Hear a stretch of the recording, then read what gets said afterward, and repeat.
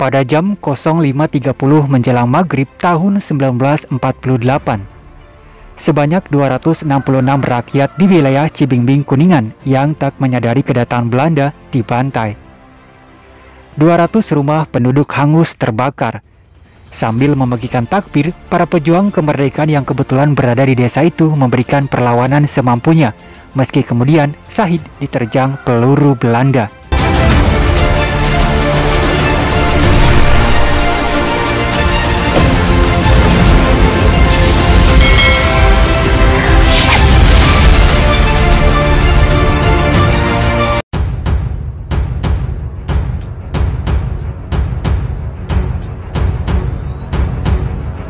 Tragedi pembantaian Cibingbing, Kuningan, 1948.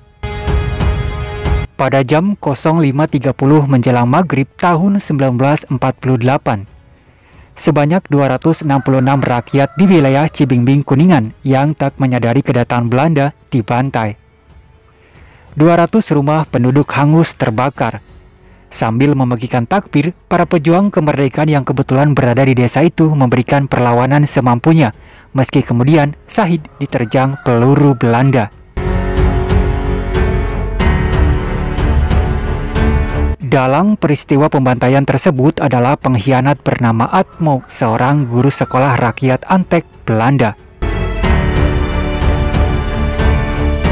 Kekejaman dan pembantaian yang dilakukan Belanda ini adalah tragedi terburuk yang pernah terjadi di wilayah Kecamatan Cibingbing, Kabupaten Kuningan, Jawa Barat.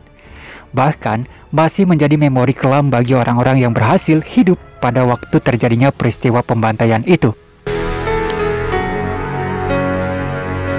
Latar belakang dari peristiwa pembantaian itu bermula dari hasil Perjanjian Renville 1947 antara pemerintah Republik Indonesia dan Belanda, di mana dalam perjanjian itu diputuskan bahwa Belanda tidak mengakui Jawa Barat sebagai wilayah Republik Indonesia, sehingga pejabat dan tentara Indonesia yang berada di Jawa Barat harus hengkang dari Jawa Barat dalam tempo waktu yang ditentukan. Meskipun perjanjian tersebut merugikan, pemerintah Republik Indonesia kemudian menginstruksikan tentara Indonesia yang ada di Jawa Barat beserta pejabat-pejabat pemerintah Republik Indonesia untuk hijrah ke Jawa Tengah dan Yogyakarta. Dimulailah kemudian hijrah besar-besaran tentara Indonesia divisi Siliwangi ke Jawa Tengah dan Yogyakarta. Jika tentara resmi Republik hijrah ke Jawa Tengah, maka tidak demikian dengan pejuang-pejuang kemerdekaan yang bergabung dalam kelompok milisi-milisi bersenjata. Mereka tetap tinggal di desanya masing-masing, di gunung-gunung sambil terus memantau keadaan desanya, begitupun dengan milisi Sabilillah di bawah pimpinan Surya Dengkul. Surya Dengkul membangun markasnya di Cibingbing. Ia mendirikan pemerintahan darurat di sana. Fikirnya Cibingbing itu desa terpencil, tak mungkin Belanda akan ke Cibingbing.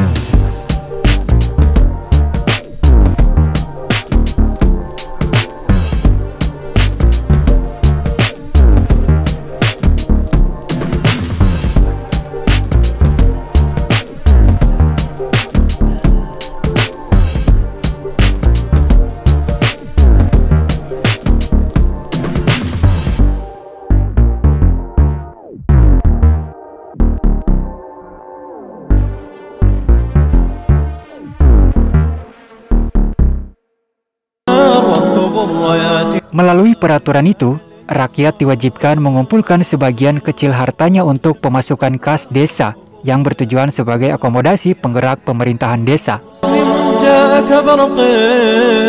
Gerakan pengumpulan uang rakyat oleh pejuang dari milisi Sabilillah ini rupanya tidak disukai oleh Atmo, seorang berpendidikan yang waktu itu berprofesi sebagai guru sekolah rakyat. Ia beranggapan pengumpulan uang tersebut adalah menyengsarakan rakyat. Bahkan ia berpikir bahwa pendirian pemerintahan darurat yang dilakukan oleh milisi Sabilillah tidak berdasar. Karena baginya yang berhak menentukan pemerintahan itu adalah pemerintahan yang sah, yaitu Belanda. Merasa tak berani menghadapi pejuang Sabilillah, Atmo keluar dari pedalaman desa Cibingbing menuju markas tentara Belanda di Malahayu, Brebes.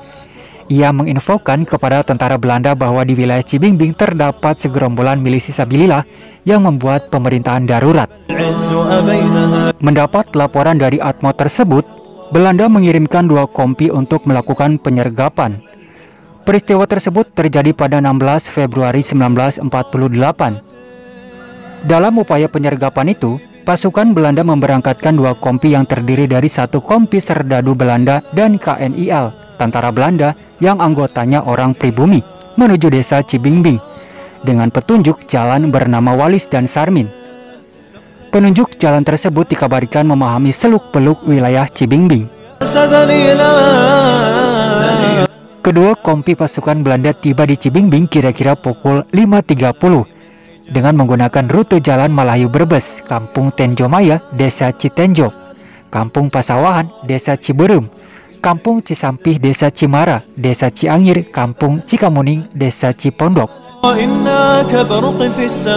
Mereka langsung mengepung Desa Cibingbing dan Desa Cipondok. Untuk menggali informasi, yang pertama-tama maju adalah KNIL. Karena memang KNIL ini adalah pribumi yang menjadi tentara Belanda.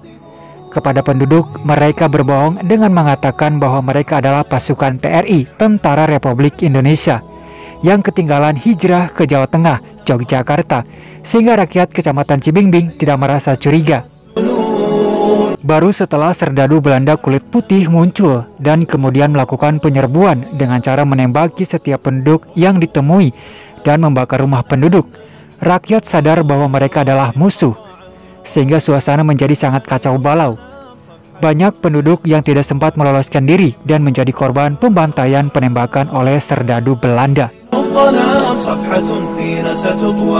Setelah merasa sukses dalam melakukan penyergapan dan pembantaian terhadap pemerintahan darurat yang didirikan milisi Sabilillah di wilayah Cibingbing, Belanda dengan entengnya meninggalkan tempat kejadian. Mayat-mayat para syuhada bergelimpangan, sementara langit Cibingbing pekat dengan kepulan asap.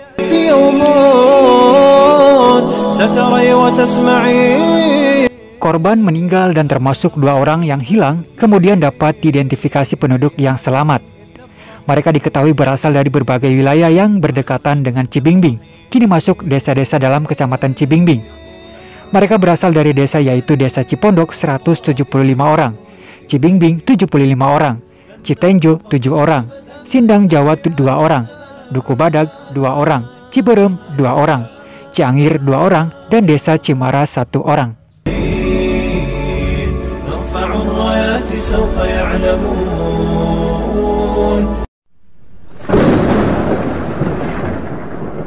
Dalam keadaan darurat, mereka dikuburkan secara biasa di pemakaman umum 195 orang, dikubur bersama-sama dalam satu lubang 60 orang, dan dikuburkan di pekarangan rumah 9 orang.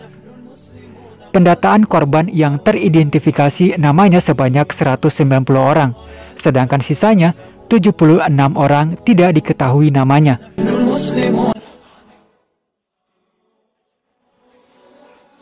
Narasi ini bersumber dari buku Perjuangan Rakyat Kuningan Masa Revolusi Kemerdekaan, karya Dewan Harian Cabang 45 Kabupaten Kuningan.